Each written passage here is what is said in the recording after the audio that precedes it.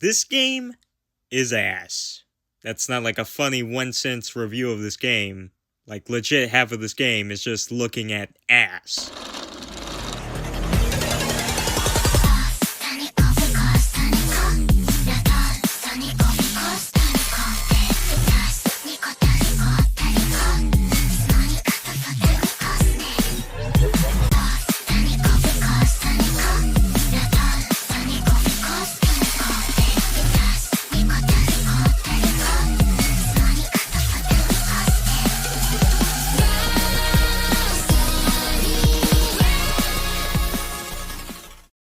Stellar Blade, developed by Shift Up and published by Sony. I remember when this game got revealed during one of those Sony Nintendo Direct knockoffs because E3 unfortunately got into a gunfight. Rest in peace, Pop Smoke. It brewed a dangerous concoction of controversy, mainly about the ass and the sexualization of this character. I remember there were even Twitter discussions, I think right around when the game was about to release, that if Eve was going to be like the next 2B or Bayonetta. But if you look past the ass, you'll see there's actually, it looks like there's a game in there.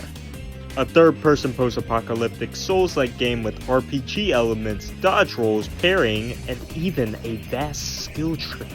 Also, fun note, this was a PlayStation exclusive at first, but has since gotten a PC version, and even a Switch version. Can you believe that? I think that's enough preambling. Let's start with bad. Story and wanting to be something it isn't. This game wouldn't be near so bad. Unfortunately for it, there's no substance, no sauce to my booty-ass game. I don't want to compare it to Nier, but it's hard when, well, first, there's a Nier collab in the game where you can LARP as actual interesting characters and pretend this is a better game than what it is. But also, it's a post-apocalyptic game with androids, with sword fighting gameplay, focused on dodging / parrying, multiple endings type beat. But does this game have bullet hell hacking games? No. Does this game have actual different playthroughs with different characters that, well, having slightly different gameplay twists are different? No. Any quirks? No. Well, actually, the soda cans are pretty charming and a fun collectible. I love this animation. I know it's a shocker that the Korean action slop ass-focused game is pretty boring story-wise, but when you try to copy a game template, at least be on par with it. To summarize, you play as Eve, an android that was sent to a dystopian Earth to destroy the Naytiba. These really disgusting monster things that mainly consist of my guess of Korea's second favorite thing, behind ass. Tentacles. On the road, there's some twists and turns, but predictable ones. I mean, like, yellow sign warning predictable. I found myself skimming through the dialogue, and in the latter half of the game, after I had spent a cavalcade of side stuff, found the main mission stuff tedious and aggravating, rather than enjoyable. But speaking of side stuff, good! The side stuff! Gee, when you're not playing the actual linear story, it's pretty fun! It's nothing groundbreaking, side quests are mainly fetch quests. Characters tell you to do this, you go do it. When a bad bitch tells me to do something, I'm aye, Captain. The fishing is fun. I spent like 30 minutes to like almost an hour just doing it after discovering it. You can also do platform or logic puzzles that get crates that in turn unlock collectibles. Again, nothing groundbreaking. You can find this type of stuff in literally like any open world game released like ever. But I think the reason why I enjoyed it was because good. Beautiful inside and out. No, I wouldn't put an innuendo in my video. I'm much better than that. But god damn, this game looks pretty. From the characters to the grass you walk on, it's pretty.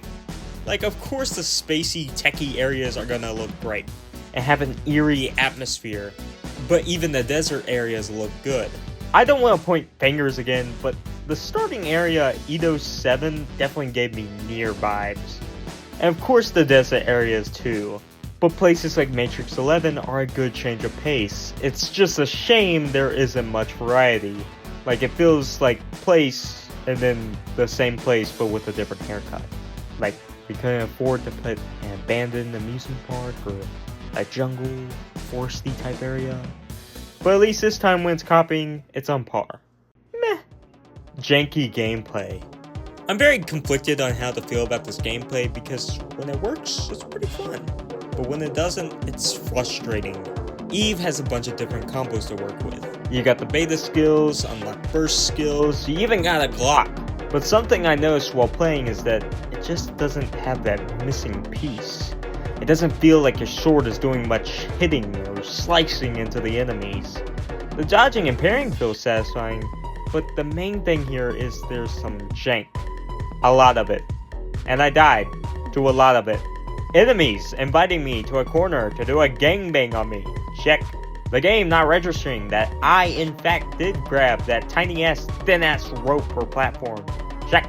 Stupid invisible walls in places that don't make sense. Check. All annoying jank. Bad. Resident Evel. I hate it when games take away your abilities for a section, and hate it even more when they put a stupid gimmick in place. Yeah, this game does it 2 times. Altes and Abyss Levior, or however the fuck you say it. Tweedledee and Tweedledum. Look, do you want to be an action game or survival horror? You can't be both. Oh, actually you can on the off chance. The game puts you in these 2 areas and says, fuck you, I hate you, don't even think about using that sword, use a shotgun instead. These are huge breaks in the pacing and again, don't have the sauce that makes Resident Evil good. It's almost there, just incomplete. It's like if you asked AI to generate a new Resident Evil game. This is what it would spit out. Good! Customization. Yeah, you heard that correctly. Actually scratch that, like 90% of Eve's suits just flaunting her ass around and revealing not much to the imagination clothing. Yeah, but there's also a teddy bear suit. I can finally understand what it's like to be eaten out like a teddygram. I use the default suit most of the time, and sometimes switch it up with the sporty yellow and racer's high. Which, the suits are nice, but what I'm mainly talking about is the hair, glasses, and earrings customization. I really liked all the stuff you could use. You can make Eve look really different if you don't enjoy her default design. I used the Valentine one and occasionally put some glasses on her. Also, props to this game for having good glasses. Bad. Naytiba's design. Quick one here, I enjoy some of the designs, but they really have a bad case of same face syndrome, where they all look really similar, even the bosses at times. They're all kind of like the same shade, and it's hard to differentiate them.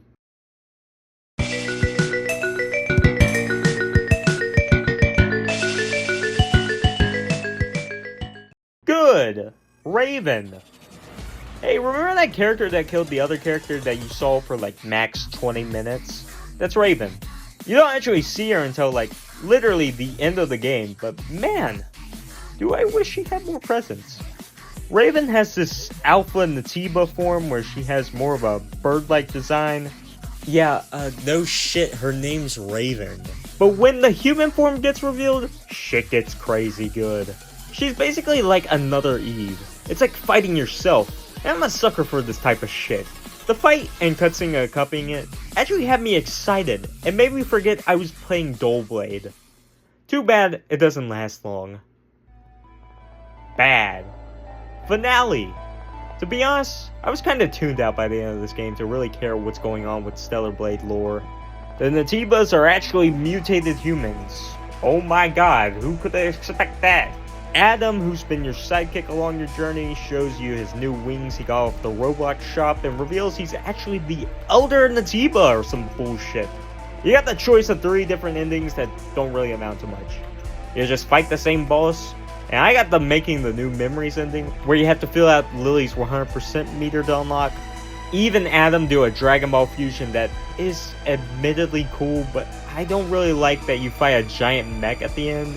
Instead, I don't know, the cool fucking Sephiroth dude in front of me, or even more preferably just Raven. Like, she's way more fitting and cooler, like she murked Tacky in the beginning. Let this game come full circle.